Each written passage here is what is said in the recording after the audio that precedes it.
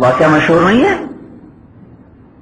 وہ مدینے میں ایک شخص کو قبر نے باہر نکال کے پھینک دیا تھا، پھر دفن کیا پھر نکال دیا، پھر دفن کیا پھر نکال دیا. وہ ایک آدمی نے کلمہ پڑھا تو انہوں نے اس کو قتل کر دیا. تو اللہ کے نبی نے کہا تو نے کلمہ پڑھنے کے بعد بھی قتل کیا؟ کہا جی اس نے اوپر سے پڑھا تو نے دل دیکھ لیا تھا. اللہ شفقت عن قلبہ، دفن کیا زمینیں نکالے، دفن کیا زمینیں نکالے. تو آپ نے کہا قبر تو اس سے بھی برے کو چھپا لیتی ہے، صرف اللہ تمہیں بتانا چاہتا تھا کہ یہ بہت برا عمل ہے. پھر ان کو ایک غار میں ڈال کے اوپر سے پتھر دے کے بند کر دیا گیا. تو جو اللہ ایک قتل کے جرم کی سزا بتانے کے لیے زمین سے باہر نکال دیتا ہے، وہ اللہ کیسے برداشت کرے گا کہ نبی کے پہلے ایک طرف ابو بکر اور ایک طرف عمر ہوں؟ یہ اللہ کے نبی کی قبر ہے، دائیں طرف ابو بکر، بائیں طرف عمر. یہ ایک قول ہے، کیونکہ اب سب تخمینے ہیں، جو قبر تو بند ہے نا. اگر تیسرا کے انتقال پر ہو دیوار توڑی جائے گی. تیسرا قول یہ ہے. دوسرا یہ ہے، یہ اللہ کے نبی کی قبر، اور پھر آپ کے کندھے کے ساتھ ابو بکر کا سر، پھر ابو بکر کے کندھے کے ساتھ عمر کا سر، پھر یہ ترتیب. یہ دیکھ رہے اس طرح ہے. اور قرین قیاس ادب کے لحاظ سے تو یہ بنتی ہیں کہ ادباً ابو بکر تھوڑا سا پیچھے، عمر اس سے پیچھے. اور ایک حدیث جو یہ قول بھی چونکہ موجود ہے کہ بیچ میں اللہ کے نبی کی قبر ہے اور دائیں طرف ابو بکر ہیں اور بائیں طرف عمر ہیں، تو ایک حدیث اس کی تائید کر دی وہ کہ آپ نے کہا کہ سب سے پہلے قبریں پھٹیں گی تو میری قبر پھٹے گی. سب سے پہلے میں قبر سے نکلوں گا، میرے دائیں طرف سے ابو بکر نکلے گا، میرے بائیں طرف سے عمر نکلے گا. ایک ہی حدیث. اور آپ نے ایک دفعہ ابو بکر کا ہاتھ پکڑا ہوا تھا سیدھے طرف اور عمر کا الٹے ہاتھ سے، اور آپ مسجد میں داخل ہوئے تو ادھر ابو بکر ادھر عمر، اور اپنے دونوں کے ہاتھ پکڑے تو آپ نے کہا ہاکذا نحشر یوم القیامہ، اسی طرح ہم قیامت کے دن اٹھائے جائیں گے.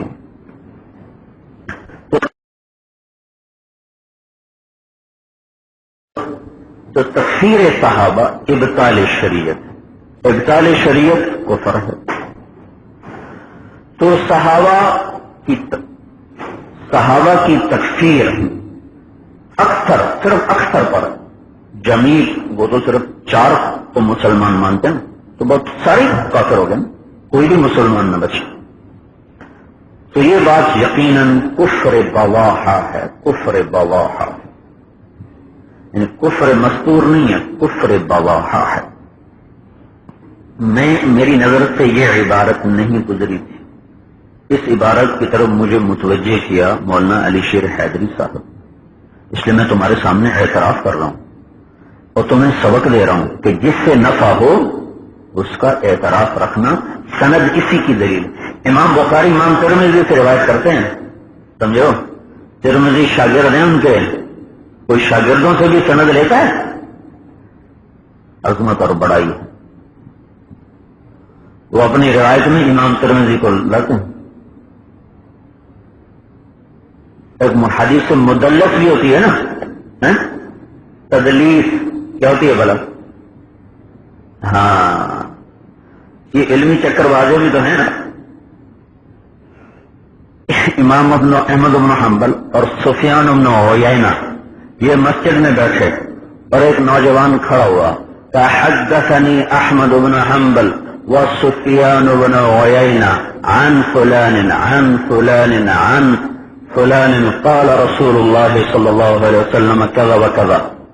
تو امام احمد نے دیکھا سفیان کو، یہ تم نے حدیث سنی کا نہیں؟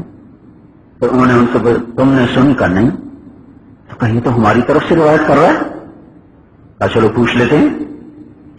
تو جب مجلس ختم ہو گئی تو یہ دونوں حضرات آئے. کہا بھائی میں احمد بن حنبل ہوں، یہ سفیان بن عیینہ ہے، یہ تم نے حدیث بیان کی ہے ہم نے تو زندگی میں کبھی نہیں سنی، تو کس سے روایت کی ہے؟ وہ کہنے لگا دنیا میں احمد بن حنبل اور سفیان بن عیینہ صرف تم 2 ہو اور کوئی نہیں ہو سکتا. یہ علمی چکر بازی، غزل تم ہی ہو اور کوئی نہیں ہے. تو دونوں چپ ہوگا. بھائی جاہل کے آگے چپ رہنا ہی ٹھیک ہوتا ہے. امام شافعی فرمایا کرتے تھے جب کسی عالم سے مناظرہ کیا تو میں غالب آیا, اور جب کسی ان پڑھ سے کیا تو وہ میرے اوپر غالب آئے. اس لیے تو آج کل کا جو مناظرہ ہے وہ آخر نتیجہ جھگڑے پہ جا کے ختم ہوتا ہے, کیونکہ کوئی علمی دلائل تو وہ دے نہیں رہا ہوتا, انہیں تو مار دھاڑ کرنی ہوگی, کسی طرح گراؤ کسی طرح گراؤ. اللہ اللہ فی اصحابی لا تتخذوهم غرضا من بعد. غرض سے مراد ہوتا ہے تنقید کا نشانہ.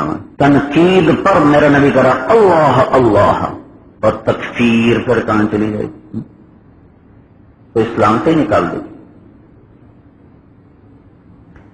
یہ چونکہ سبق کی مجلس ہے اس لیے تو میں واضح کر کے بتا رہا ہوں. ہمارا کام ہے سب سے ہمدردی, تاکہ توبہ کر لیں. کفر سے نفرت کرو, کافر سے نہیں. شراب سے نفرت کرو, شرابی سے نہیں.